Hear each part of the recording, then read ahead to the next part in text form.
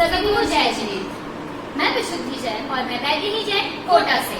और आज हम दोनों आप सबके सामने शुद्ध पंचमी पर्व क्यों मनाते हैं की कथा सुनाएंगे। तो चलिए सुनते हैं। जय जिनेंद्र दीदी, जय जिनेंद्र वैदेही दीदी। आपने किसी प्राचीन आचार्य के नाम सुने हैं? हाँ, कुंद आचार्य, अमृतचंद आचार्य। नहीं, इनसे भी प्राचीन। हाँ, आचार्य धरसेन भी प्राचीन थे। कौन थे वे? गुणधराचार्य के पश्चात अंकपूर्वों के एक देश ज्ञाता आचार्य धरसेन हुए।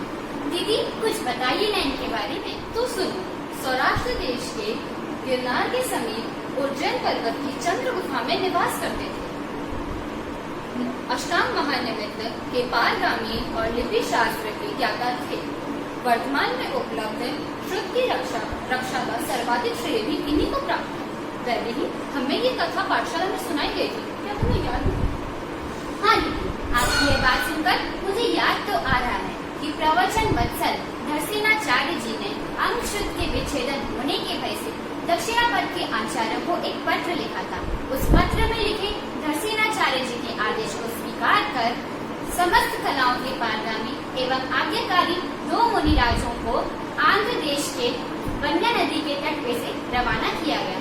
इसके बाद क्या हुआ था दीदी? उन दोनों मुनि के मार्ग में आते समय आचार्य ने रात्रि के पिछले भाग में श्वेत वर्ण के 2 बैलों को देखा कि वे दोनों उन्हें नमस्कार कर रहे हैं। प्रातः काल आचार्य धरसेन ने दोनों मुनिराजों की परीक्षा ली। जब उन्हें उनकी योग्यता पे विश्वास हो गया, तब उन्होंने उन्हें अपने श्रुत का उपदेश देना प्रारंभ किया। इसके बाद उन्होंने उन्हें 2 मंत्र दिए कि जाओ और इन मंत्र की सिद्धि करो। सिद्धि होने पर 2 सुंदर देवांगनाएं प्रकट होंगी। जब आचार्य ने उन दोनों को चिंतित देखा तो उन्होंने कहा कि विकल्पों में ना उलझो, जितना कहा गया है उसका पालन करो। तुम्हारा आत्मा ही तुम्हारा वास्तविक गुरु है। जब उन 2 मुनिराजों ने उस मंत्र को पढ़ा तो उन्हें 2 देवांगनाएं प्रकट हुई, परंतु वे देवांगनाएं सुंदर नहीं थी। एक के दांत बाहर को निकले हुए थे और एक एकाक्षी थी। दोनों मुनिराज चिंता में पड़ गए, परंतु वे आचार्य के पास नहीं गए। उन्होंने उस मंत्र को वापस गहराई से चिंतन करा, तब जाके उन्हें समझ आया कि एक मंत्र में एक अक्षर कम और दूसरे में एक अक्षर ज्यादा है। फिर उन्होंने उसको सुधार करते हुए उसी में लीन हो गए। इसी तरह उन्हें सफलता प्राप्त हुई और 2 सुंदर देवांगनाएं प्रकट हुई। इन सब के बाद वे दोनों मुनिराज आचार्य के पास वापस गए और उन्हें नमस्कार किया। आचार्य ने प्रसन्न होकर एक मुनिराज का नाम भूतबली और दूसरे मुनिराज का नाम पुष्पदंत रखा।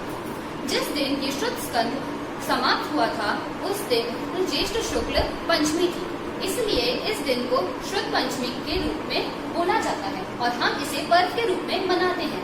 इस दिन हम जिनवाणी की वैयाकृति करते हैं, उनकी सेवा करते हैं और हम सब चाहते हैं कि आप भी श्रुत पंचमी धूमधाम से मनाएं। जय जिनेंद्र।